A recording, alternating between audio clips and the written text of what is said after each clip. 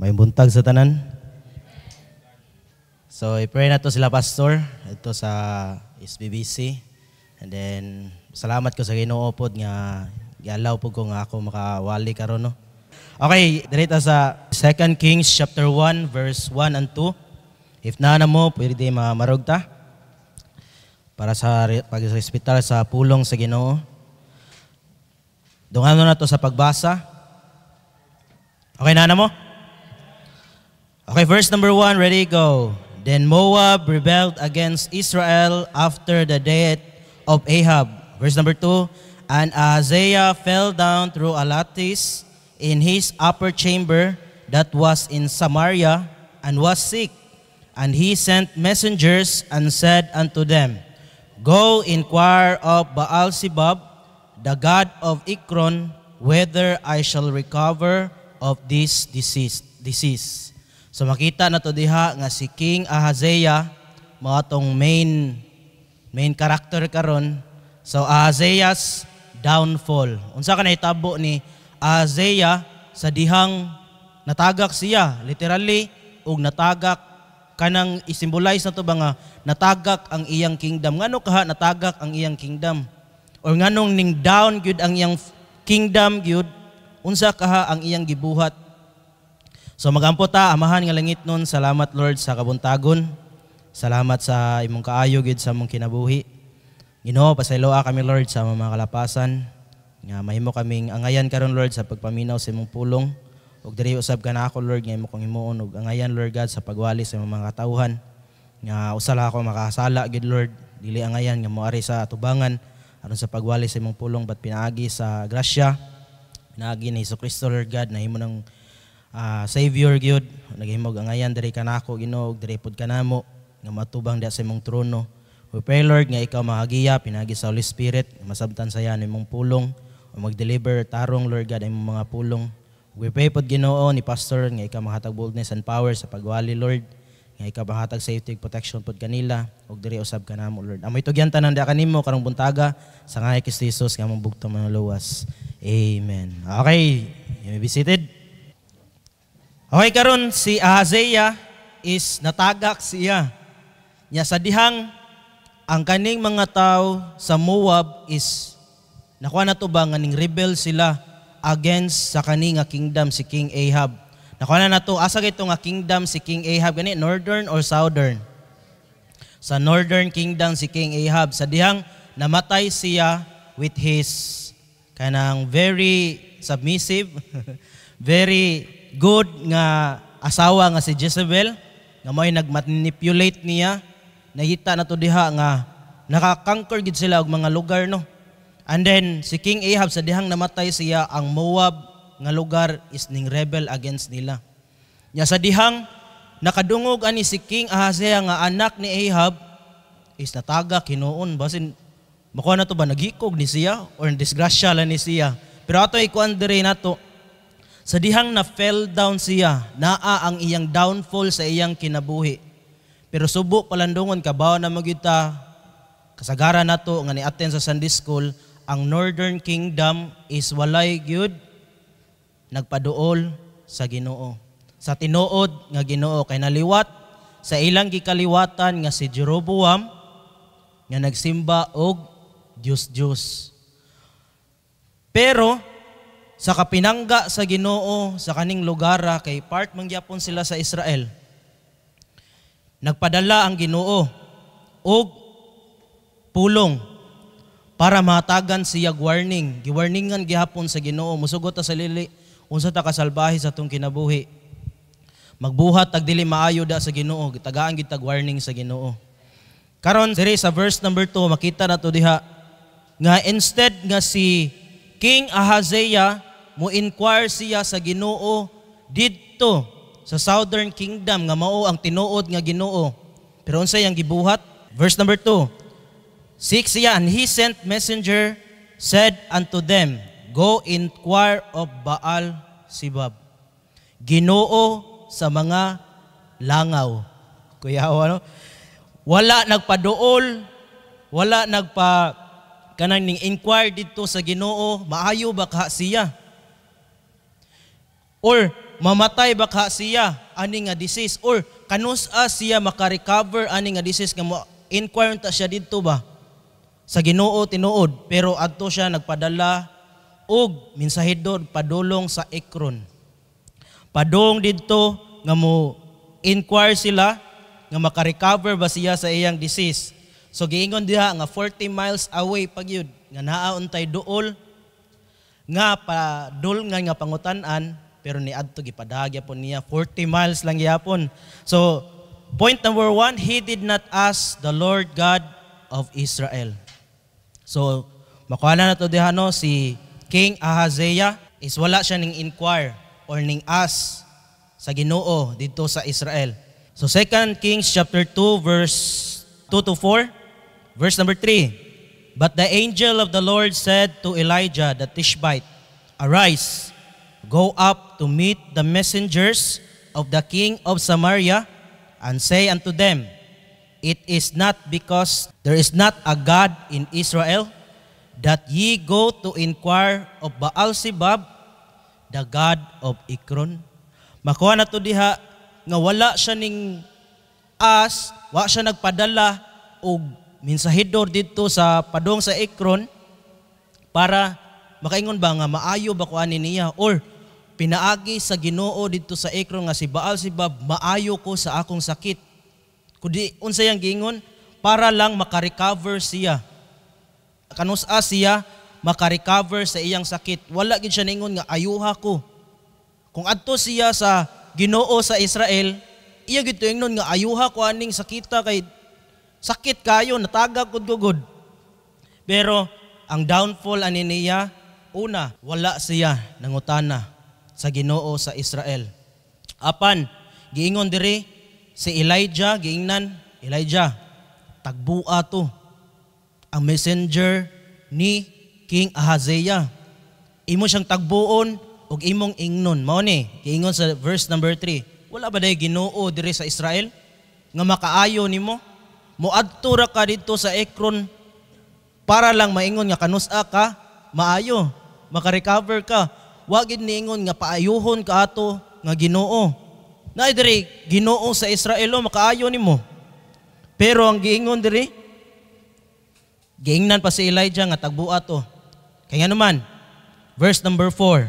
Now therefore thus saith the Lord, Thou shalt not come down from the bed of which thou art gone up, but shalt surely die.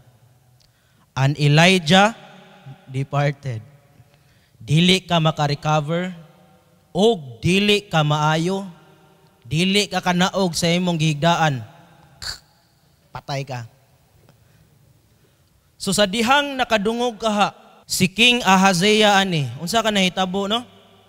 Nga ning send pa siya pinakalayo, layo id kayo gyud. Nga makaingon ka nga mo sugot baka ni akong servant ka. May gani. Naduol-duol ra siguro to kay gitagbo man ni Elijah. Kay nahitabo ani nga gi-inform siya that the other people know nothing about nga si katong messenger ang nakahibalo. Unya nganong nakabalo man si Elijah because tinuod nga Ginoo ang nagistorya kang Elijah. Nga makuha na to ba ang katong messenger og si King Ahaziah ang nakabalo nga naa siya'y sakit. Pero sa dihang ning adto ang katong messenger gitagbo gid sa Ginoo siya. Unsa ka pinangga gid sa Ginoo ang mga people niya. Unya, there is a God in Israel to tell him nganong mo adto pa mangig ka sa Ekron. Ay nasig adto sa Ekron. So unsay gibuhat? Sa dihang ni adto ning balik ang katong messenger kang King Ahaziah. Wala siya nagpadayon padulong dito sa Ekron. Kay naay usa ka tawo nga wala siya kaila, nganong wala siya kaila ni Prophet Elijah kaha nga pila ka years na pudto ang ninglabay pud nga katong 100 prophets nga nagsamad-samad. Makuha na to nga ning offer gid sila sa Ginoo, Ginoo niya, Ginoo nila pero wala gid gitubag ilang pagampo. Pero sa dihang si Elijah nagampo, naay fire gikan sa langit, gikonsume ang offering ni Elijah. Nya makuha na to, tagatuhod ba to? Tagatuhod na ba to ang tubig nga gibukbo didto gyud sa offering ni Elijah pero gi-consume gyapon sa Ginoo. Nga unsa kangilngig ang Ginoo ni Elijah, unsa kangilngig ang Ginoo sa Israel, pero si Ahab syaro na pud nga Ahab nya Hazael din wa gyud siya ka istorya sa iyang anak ana. Nga unsa ka unbelieving gyud ang Northern Kingdom, nga unbeliever sila pero ang Ginoo na ay concern gihapon nila. Makuha na to diri nga ang God of Israel wala gid nagkulang nila sa paghimangno nila nga naay Ginoo sa Israel nga dapat ninyong i-worship. Nga ang kanang mga propeta ninyo nga inyong gipabilin lang gihapon nga gipamatay naman ta ni Prophet Elijah unta, pero ning kuan na pod, nibuto na pod. Naa na sad, may pa ang unbeliever no, multiply pa. Dagan dali makay multiply. Mao na ang God of lies nila, Lord of lies nila, may gisaligan ni King Ahaziah. May mukha niya nga, kanus ako makarecover, wag giningon nga, ayuha ko ani. Pero na God of Israel, concern nila, concern mismo ni King Ahaziah, nagipatagbo gyud ni Prophet Elijah dito. So, ang Ginoo kabalo sa atong kondisyon, ang Ginoo wa nagkuwang diri nato nga ma-warning diri nato. Ang pulong sa Ginoo naa perminti or basing giabugan na diha sa inyo ha. Okay basa-basa gyud. Number 2, he did not repent and seek the Lord God of Israel. Sa dihang nimbalik sa verse number 5 atong basahon diri, and when the messengers turned back unto him ni King Ahaziah, he said unto them, why are you now turned back? Ano nibalik mo kadali ara kun nimo nibalik? 40 miles ang imong biyahe nya nibalik kadayon. Instant man gyud sa nimo pagadto. Muna natinga si King Ahaziah, and they said unto him, there came a man up to meet us and said unto us, go, turn again unto the king that sent you, and say unto him, thus saith the Lord, is it not because there is not a God in Israel that thou sendest to inquire of Baal-Zebub, the God of Ekron? Therefore thou shalt not come down from that bed on which thou art gone up, but shalt surely die. Ahazias fall down, pero di siya pwede munaog sa iyang ginaog na sa iyang magdaanan, patay gid karon, pero di siya kanaog. Dili pa kanaog King Ahaziah, patay na ka. Unya, gingon diri, verse number 7, and he said unto them, what manner of man was he which came up to meet you and told you these words? Wala sila kaila ni Prophet Elijah. Nalimta nila ang kangilngig sa Ginoo. Nalimta nila, gigiunsa sila pag-rescue sa Ginoo unta nga ma-open ang ilang kasing-kasing, ma-open ang ilang mga mata, nga makita sila nga ang tinuod nga Ginoo naa sa Israel. Dili ka nang naa sa Ekron, dili ka nang mga false prophet ninyo nga nagsugba-sugba, nga nagsamad-samad, dili na mao, kundi kaning Lord God of Israel, nga buhi, nga Ginoo. And he said unto them, what manner of man was he which came out to meet you and told you these words?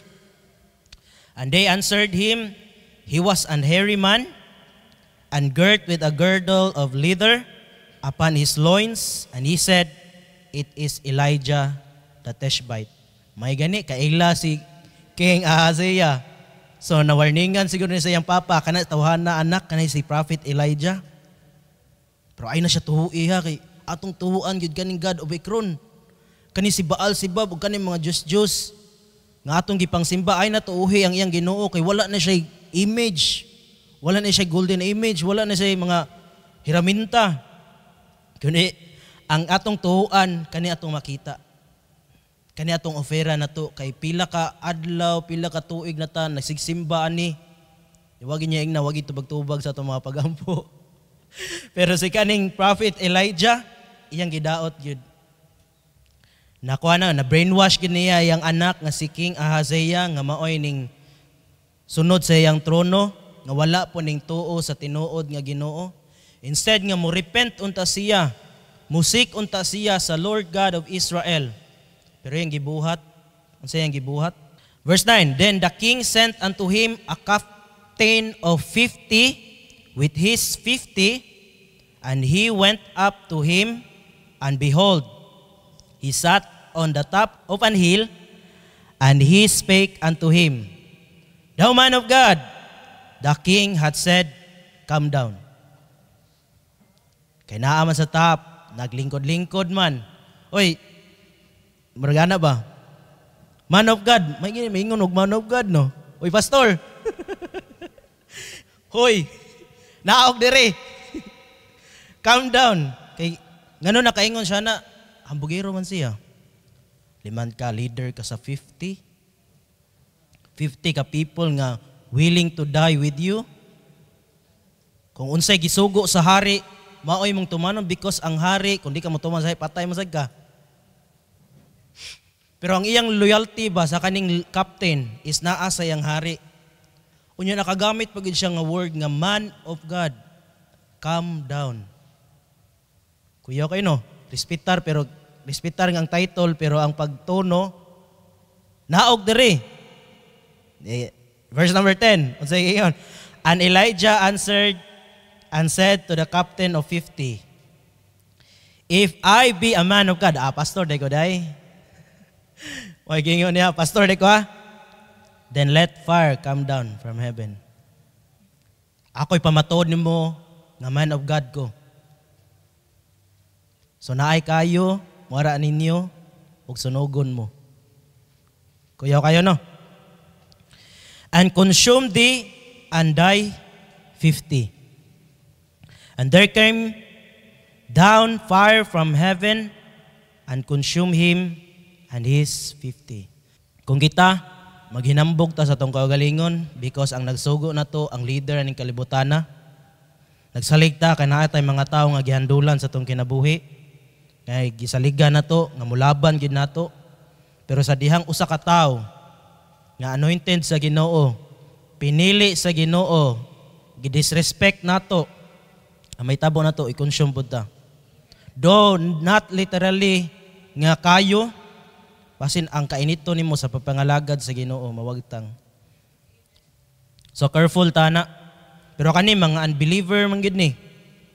So unsa ka unsa ka dangerous gyud nga atong i-put down ang man of God.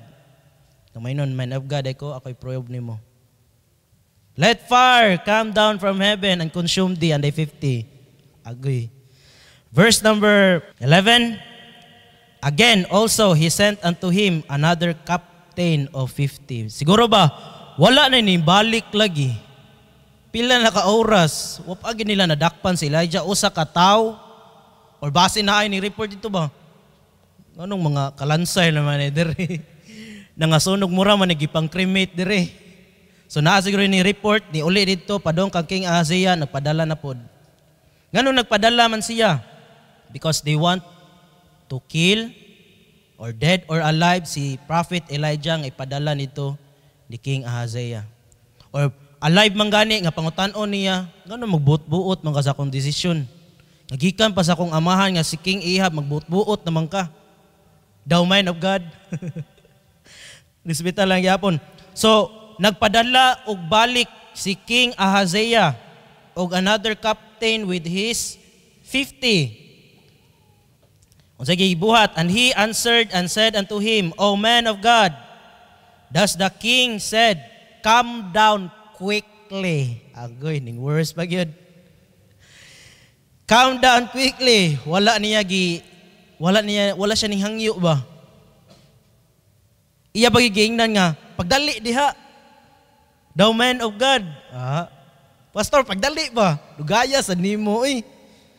Muna ni ari diri. And Elijah answered and said unto them, if I be a man of God, let fire come down from heaven and consume thee and die 50.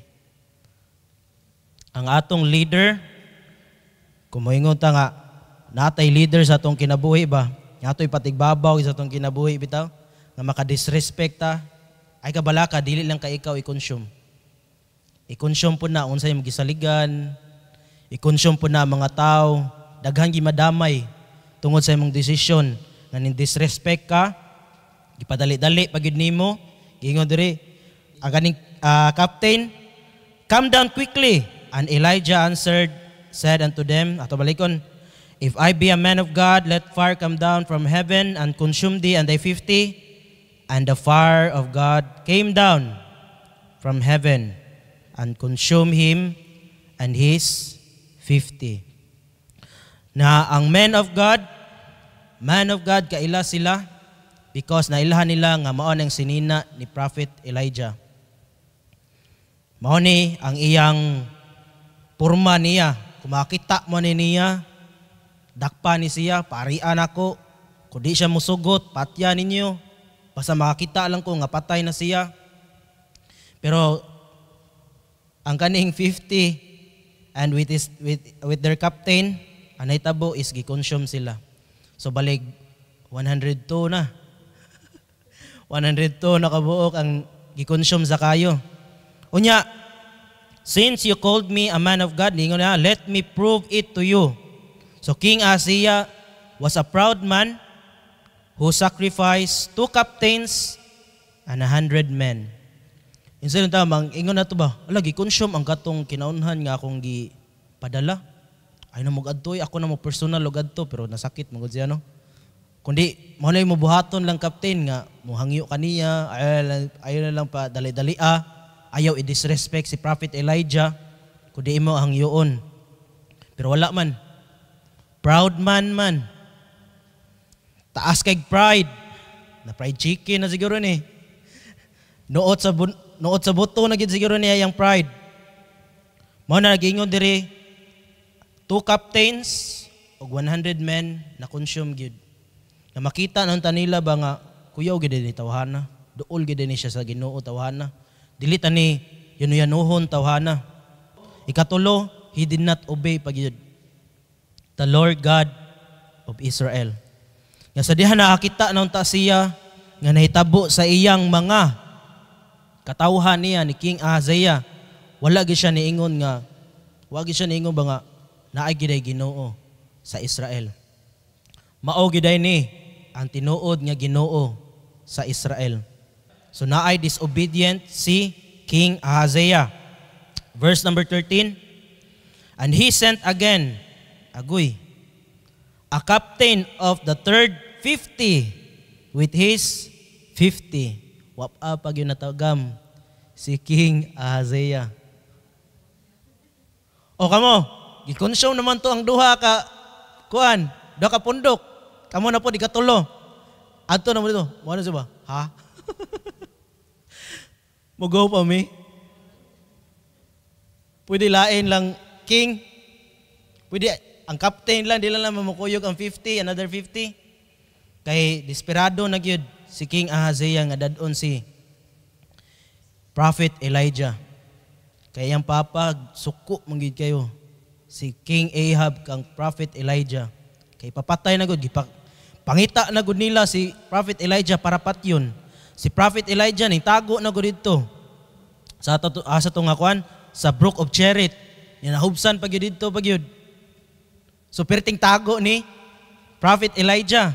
Pero sa kaning time pag yun ni King Ahaziah, may gani, giingnan siya sa iyang papa nga maoni ang purma ni Prophet Elijah nga nakailagid siya. Verse 13. And he sent again a captain of the third 50 with his 50, and the third captain 50 went up and came and fell on his knees before Elijah and besought him and said unto him, O man of God, I pray thee, let my life and the life of these 50 thy servants be precious in thy sight. Nga naka-learn, may pa ang servant, may pa ang captain, naka-learn pa sa lesson.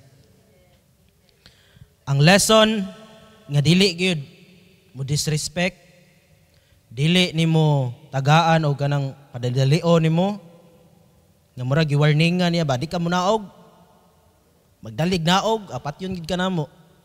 O man of God. Pero dire makita nato nga lesson dire nga ninghangyo gid in town. Kay wala siya nagunahuna sa iyang kaugalingon. Nagunahuna pud siya sa iyang mga katawhan niya. Nga wala niya gipanaog si Prophet Elijah kundi siya mismo ning adto sa taas. Og ning luhod jud in town. He fell down on his knees before Elijah. Kita naara tay makakuanan ning kalibutana, naatay kaalam, mutaas atong ranggo, mutaas atong kaalam, kunuhay. Pero taas sa kay tagtanaw sa atong kaugalingon. Kani captain siya by 50. Iya gid humble yang kaugalingon kay kabalo siya nga man of God yun siya. Kay kundi po kumulodan ni sunog pud mi lagi. So nagunahon pud siya. Kana gigamit yun ang utok yun. Besought him and said unto him, niampo gid siya, I pray thee, nihangyo gid siya, let my life and the life of this 50 thy servant be precious in thy sight. So now, kuha na gid, ang record na gid is 102. Wala na apil, wala na adan og 51. So, wala na 153. Verse 14, behold, there came fire down from heaven and burnt up the two captains of the former 50s with their 50s. Therefore, let my life now be precious in thy sight. Nihangyo gid siya ni Prophet Elijah. Nga ayaw ko sunuga og akong 15 taon. Kaya daghan pa kayo ni pakanon dito. ay may papareho, ayaw may sunuga pareha sa duha ka captain o sa ilang 50s. Kaya mo may sunugon. Kaya nihangyo minimo Prophet Elijah nga mabililho ng among kinabuhi. And the angel of the Lord said unto Elijah, go down with him, be not afraid of him. And he arose and went down with him unto the king. Tungod sa humbleness sa kato nga captain, sa katulong nga captain, o sa iyang mga 50, ni humble down gid sila, ning kuyog si Elijah. Nakita sa Ginoo gyud ang ilang kasing-kasing nga tinud-anay gini sila nga respeto sa men of God. So gingnan sa Ginoo si Prophet Elijah, sige, kuyog nila, dili delikado ang imong kinabuhi ana. Muna niadto si Prophet Elijah kang King Ahaziah. Pero ang kuan ni si King Ahaziah unsa kayang gibuhat? Kay kaunahan wala siya nangutana padulong sa Ginoo dito sa Israel. Ikaduha, wala gid siya ning repent sa iyang gibuhat ug wala pa gid siya ning seek sa Ginoo. Kani ikatulo, klaro naman nga wala siya ning obey sa pulong sa Ginoo. Ato padayonon og basa. And he said unto him, thus saith the Lord. Nakita ni sila sa king ha? Nana ni siya sa king. For as much as thou hast sent messengers to inquire of Baal-zebub, the god of Ekron, is it not because there is no God in Israel to inquire of his word? Nga na maglayo-layo palagi ka. Naaray duol. Duol na jud kayo ang Israel nga moadto pa magigid ka sa Ekron. Gibalik na pod, giwarningan man to ang katong messenger. Una, agatong messenger nga gipadala ni King Ahaziah nga ning hatag og warning niya nga mamatay ka King Ahaziah if dili ka mo repent. Dili nimo pangutan-on ang tinuod nga Ginoo dito sa Israel. So naa tong una nga warning. Kani ikaduha na gyud nga warning nga mismo na gyud si Prophet Elijah na gyud ang nag-ingon niya. Nga musik na unta siya ug mo repent na unta siya pero unsay giingon diri? Therefore, thou shalt not come down off that bed on which thou art gone up, but shalt surely die. Ikaduha nga warning. Pero makita na to ang disobedient dire. So he died according to the word of the Lord which Elijah had spoken. Namatay gyud si King Ahaziah. Sa kaunuhan nga warning ang iyang messenger, ikaduha nga warning si Prophet Elijah na gyud nga moobey na unta siya sa Ginoo, musik na unta siya sa Ginoo, mo repent na unta siya sa Ginoo. Kay para maayo siya sa iyang sakit ug makareign na siya balik sa iyang kingdom. Pero subo palandungon sa verse 17, so he died. Nga naman, wala siya ning repent, wala siya ning seek sa Ginoo, og kani pa gyud, wala siya ning obey sa Ginoo. Namatay siya tungod kay mao'y giingon sa pulong sa Ginoo ug mao'y giingon sa propeta sa Ginoo. And Jehoram reigned in his stead in the 2nd year of Jehoram the son of Josaphat, king of Judah, because he had no son. So walay anak si King Ahaziah. So ang ning reign lain ang anak sa iyang igsuon. So naanan ta ito sila'y chance nga mo reign unta baka nang makaingon ta kung hari ka hayahay gyud nga kinabuhi no. Pero sa kinabuhi ni King Ahaziah tungod sa iyang amahan nga wicked pud, ang iyang kinabuhi is dili lalim. Ikaw kuno mataga kuno. Physically nya natagak pagyud ang imong kingship ba.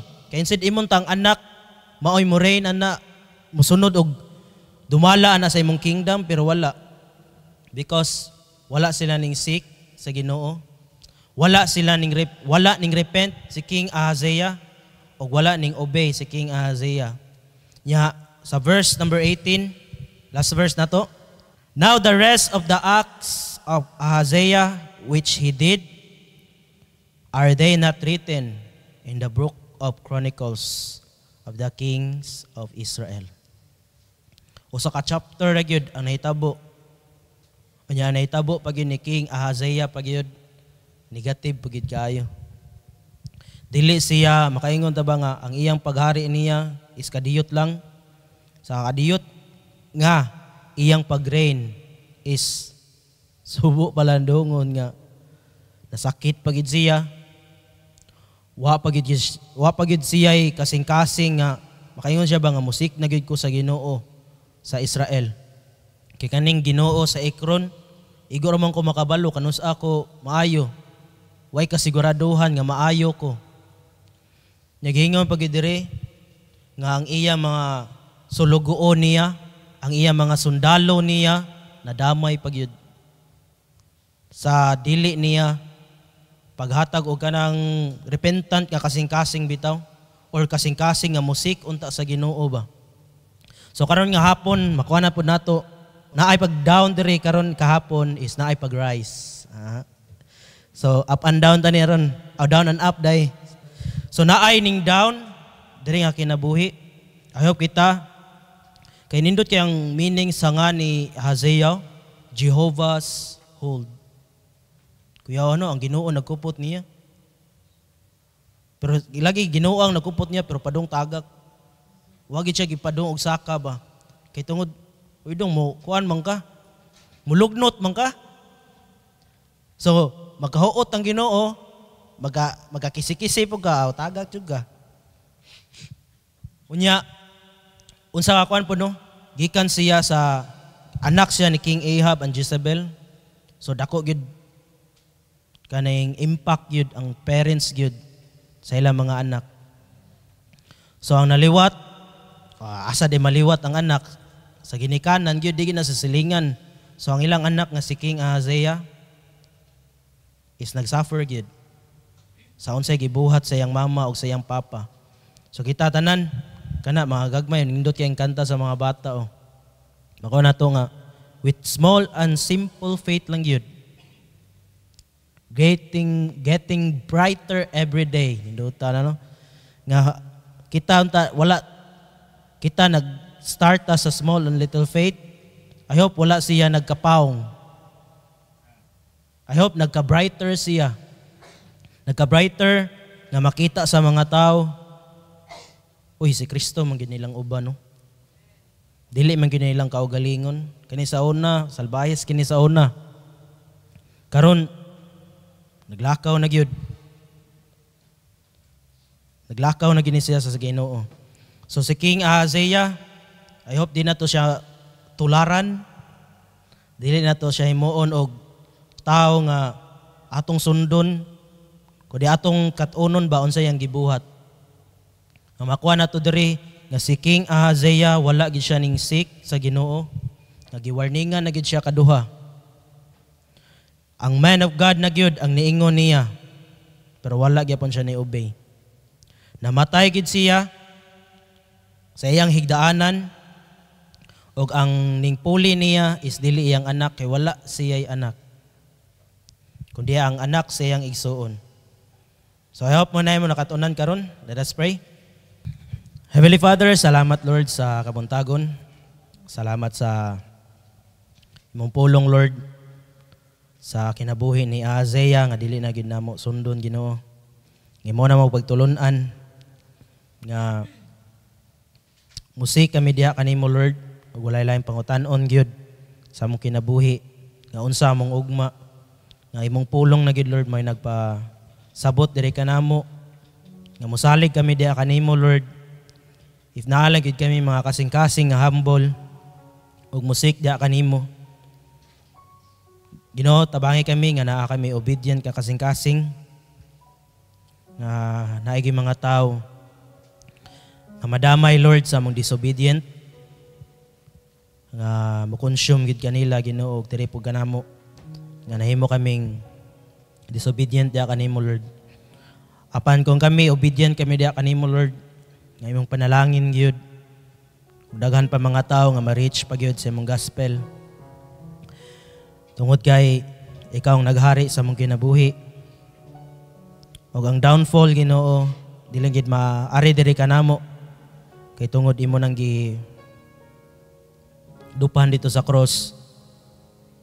Salamat kami Lord sa imong gugma. Na kami mga alaot gid mga tao kung wala ka sa mong kinabuhi Lord. Salamat kayo sa imong gugma nga walay pag lubad Lord. Nga walay pag wahiksukod nga gugma Ginoo nga gihatag diri kanamo. Ginoo, tabangi kami nga ikaw gid ang mauna sa among kinabuhi nga bisan sa physical nga sakit or sa spiritual nga sakit Lord God nga magidisik kanamo sa among kinabuhi tagadlaw. Tabangi kami nga may kami example gyud sa mga kabataan, sa mga young people. Bisan dito sa kalibutan Lord nga mong gipanghandulan nga mga tao nga makita gid nila si Kristo sa among kinabuhi Lord. Amo itugyan tanan diha kanimo kay wala kami mahimo kung wala ikaw sa among kinabuhi Lord God. Sa karon nga altar call nga ilang ihatag ilang mga pagampo ug ilang mga ungo diha kanimo Lord God. Sa ngalan ni Kristo Jesus. Amen.